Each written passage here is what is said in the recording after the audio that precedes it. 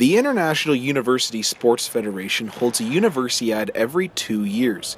It's the biggest global winter multi-sport event for student athletes only. Western Mustang skaters Jonathan Laser, Spencer Cobald, and Rob Policello were chosen to attend this year's training camp in December for Team Canada, along with veteran goalie Greg Dodds, who talks about representing the purple and white overseas. I think it'd be huge for us. It would, we'd be representing a school and the program here, and I think all the boys would really be supportive of that, and I think it'd be great.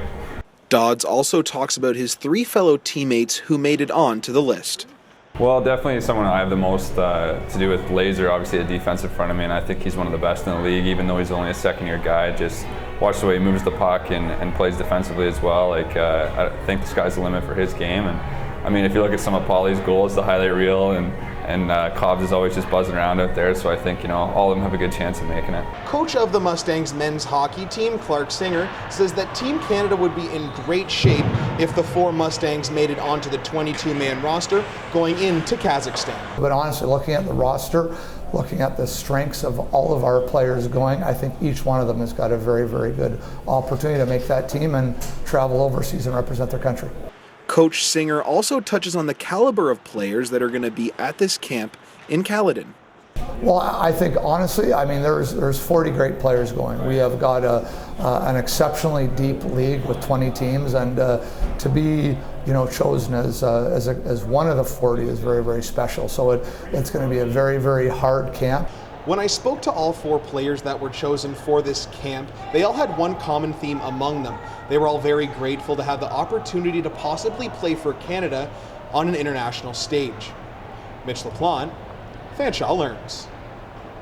In baseball, the Blue Jays are in the playoffs for consecutive seasons for the first time since they won the World Series back-to-back in 1992 and 1993, and I wasn't even born yet.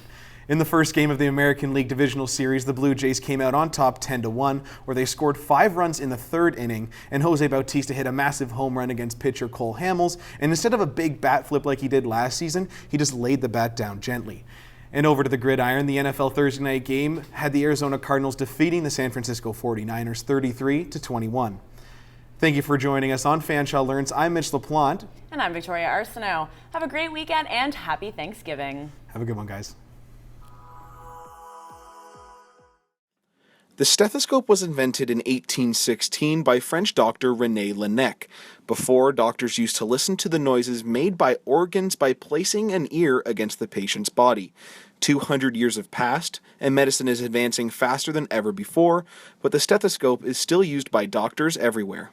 My name is Dr. Stephen Wetmore. I'm the Chief of Family Medicine here at the Schulich School of Medicine and Dentistry, Western University.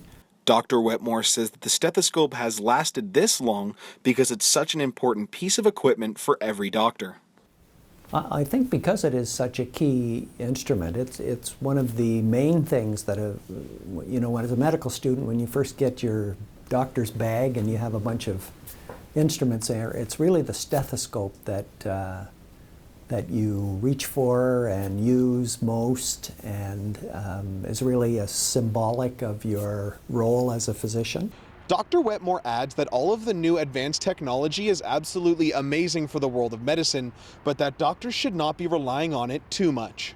I think doctors can make use of this new technology and it will really help improve healthcare, but we also need to retain our traditional physical exam techniques and traditional instruments like the stethoscope. It can't hurt anything. It can only help. I also spoke with Dr. James Calvin, who is the chair and chief of the Department of Medicine here at UWO, and he told me that the stethoscope is one of the best tools that any doctor could have on them at all times. It's non-invasive, it doesn't hurt the patient, and it also brings a sense of trust and that the patient and their health matters to the doctor. From the Schulich School of Medicine at Western University, Mitch LaPlaunt, Fanshawe Learns.